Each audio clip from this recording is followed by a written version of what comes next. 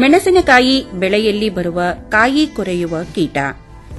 ಕಾಯಿ ಕೊರಕ ಇದನ್ನು ಹಸಿರು ಕೀಡೆ ಅಥವಾ ಸರ್ವಭಕ್ಷಕ ಕೀಡೆ ಎಂದು ಕರೆಯುತ್ತಾರೆ.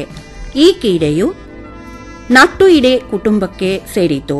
ವೈಜ್ಞಾನಿಕವಾಗಿ ಹೆಲಿಕೋವರ್ಪ ಅರ್ಮಿಜೆರಾ ಎಂದು ಕರೆಯುತ್ತಾರೆ. ಕಾಯಿ ಕೊರಕ ಮೆಣಸಿನಕಾಯಿಯನ್ನು ಅತಿ ಹೆಚ್ಚು ಪ್ರಮಾಣದಲ್ಲಿ ಬಾಧೆ ಮಾಡುತ್ತಿರುವ ಕೀಟವಾಗಿದ್ದು, ಇತರೆ ಬೆಳೆಗಳಾದ ಕಡಲೆ, ತೊಗರಿ, ಹತ್ತಿ ಬೆಳೆಗಳ ಮೇಲೆ ಬಾಧೆಯನ್ನು ಉಂಟುಮಾಡುತ್ತದೆ. ಪತಂಗವು ತಿಳಿ ಕಂದು ಬಣ್ಣದ್ದಾಗಿದ್ದು, ಮುಂದಿನ ರೆಕ್ಕೆಯ ಮೇಲೆ ವಿ ಆಕಾರದ ಕಪ್ಪು ಚುಕ್ಕೆಯನ್ನು ಹೊಂದಿರುತ್ತದೆ. ಹಿಂದಿನ ರೆಕ್ಕೆಯ ಹಿಂಭಾಗದ ಅಂಚು ಕಪ್ಪು ಛಾಯೆಯಿಂದ ಕೂಡಿರುತ್ತದೆ. ಹೆಣ್ಣು ಪತಂಗವು ತಿಳಿ ಹಳದಿ ಬಣ್ಣದ ದುಂಡಾಕಾರದ ತತ್ತಿಯನ್ನು ಬಿಡಿ ಬಿಡಿಯಾಗಿ ಎಲೆಯ ಕುಡಿಗಳು, ಮೊಗ್ಗು ಹಾಗೂ ಎಳೆಯ ಕಾಯಿಗಳ ಮೇಲೆ ಸುಮಾರು 300ರಿಂದ 1000ವರೆಗೆ ತನ್ನ ಜೀವನಾವಸ್ಥೆಯಲ್ಲಿ ಇಡುತ್ತದೆ. ಮೊಟ್ಟೆ ಒಡೆದು ಬಂದು ಎಳೆಯ ಮರಿಯ ಹುಳುಗಳು ಪ್ರಾರಂಭಿಕ ಹಂತದಲ್ಲಿ ಮೊಗ್ಗನ್ನು ತಿನ್ನುತ್ತದೆ. ನಂತರ ಬಲಿತ ಮರಿ ಹುಳುಗಳು ಸಾಮಾನ್ಯವಾಗಿ ಕಾಯಿಯನ್ನು ತಿನ್ನುತ್ತವೆ. ತಿನ್ನುವಾಗ ದೇಹದ ಅರ್ಧ ಭಾಗ ಒಳಗೆ, ಇನ್ನು ಅರ್ಧ ಭಾಗ ಕಾಯಿಯ ಹೊರಗೆ ಕಾಣಿಸುತ್ತದೆ. ಇದರ ಪರಿಣಾಮವಾಗಿ ಕಾಯಿ ದೇಟಿನ ಹತ್ತಿರ ಸಣ್ಣ ರಂಧ್ರವನ್ನು ಉಂಟುಮಾಡುತ್ತದೆ ಮತ್ತು ಕಾಯಿಗಳು ಬೆಳ್ಳಗಾಗಿ ಉದುರುತ್ತವೆ.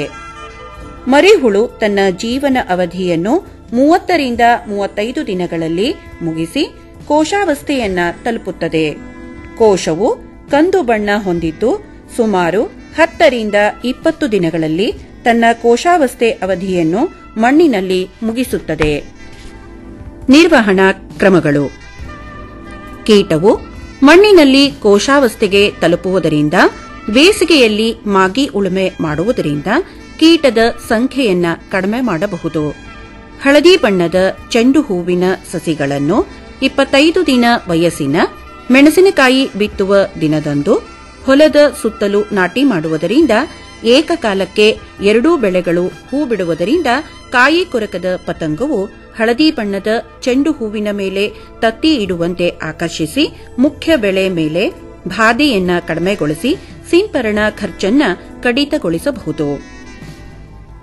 0.25 ಮಿಲಿಲೀಟರ್ ರೆನಾಕ್ಸಿಫಾರ್ 20 ಎಸ್ಸಿ ಅಥವಾ 0.75 ಮಿಲಿಲೀಟರ್ ನುವೊಲೊರಾನ್ 10 ಇಸಿ ಅಥವಾ 0.12 ಮಿಲಿಲೀಟರ್ ಸ್ಪೈನೋಸಾಡ್ 45 ಎಸ್ಸಿ ಅಥವಾ 0.5 ಮಿಲಿಲೀಟರ್